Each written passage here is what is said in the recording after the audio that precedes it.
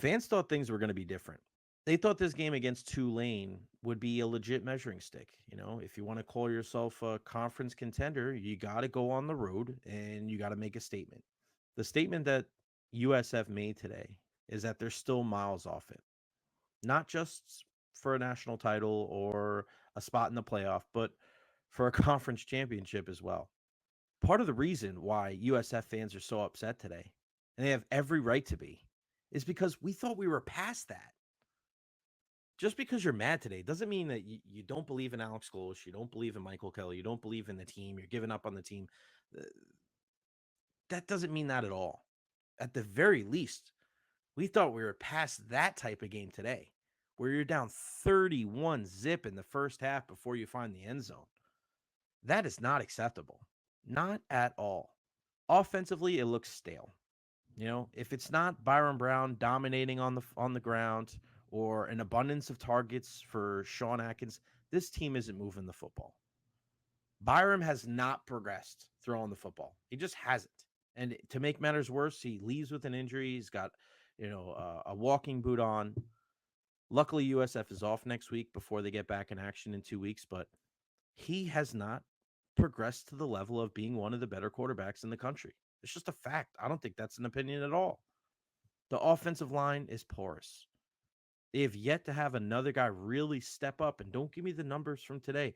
There is not a legitimate threat on this offense to take the top off the defense to really, strike fear in the opposition. We just haven't found it. Defensively, better than last year, but really, there's only one way to go, but up. Super aggressive early on in the season. The pass rush was better. They have gotten their fair share of turnovers, but when you face a disciplined team like Tulane, those play action strikes were they were death knells today. And it was Tampa's own, Mario Williams, Plant City's own.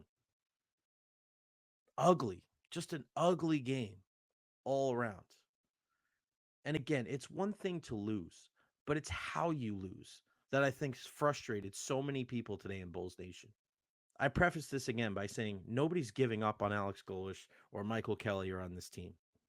But if you put your time and your energy and your money to supporting this team and following this team, you have a right to be pissed off today. If you go to Tulane and you lose a hard fought game, hey man, you tip your hat and you move on. Final thing on USF. The season's not over. Okay.